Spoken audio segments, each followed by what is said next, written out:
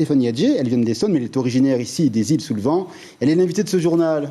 Bonsoir, madame la députée. Merci d'être avec nous. Alors, qu'est-ce que vous êtes venu faire ici? Qui avez-vous rencontré durant cette mission? Alors, peut-être déjà repositionner la mission. Donc, effectivement, j'accompagne Nicole Sancoeur et Philippe Dunoyer, qui est resté donc en Nouvelle-Calédonie.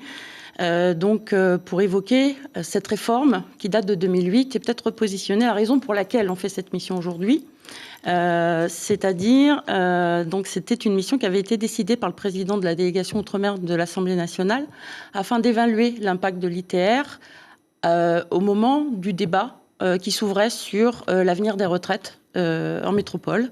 Et donc, nous avions besoin d'évaluer la situation sur les territoires concernés en Outre-mer. Je disais inquiet. Est-ce que cette inquiétude est un mot qui vient déjà dans les premiers éléments que vous avez recueillis auprès des acteurs? Alors, compte tenu des auditions que nous avons menées, je dois avouer effectivement que nous sommes inquiets sur l'impact économique que cette réforme aura sur les familles concernées.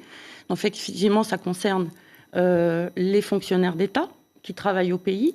Et donc, il est urgent, je pense, effectivement, de l'évaluer, puisque l'impact économique sera assez important.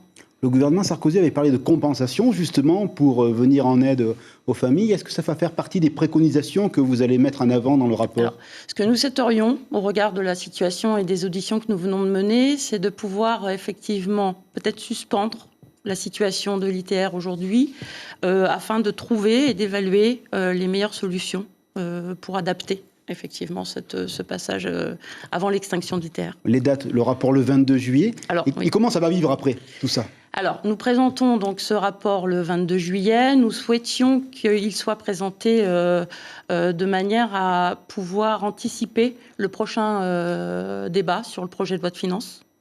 Et donc, peut-être, effectivement, faire un certain nombre de propositions inhérents aux préconisations qui seront dans ce rapport. Un petit mot, vous êtes député de la Nation, vous êtes élu en Île-de-France, mais vous êtes une enfant de Taha. De Taha.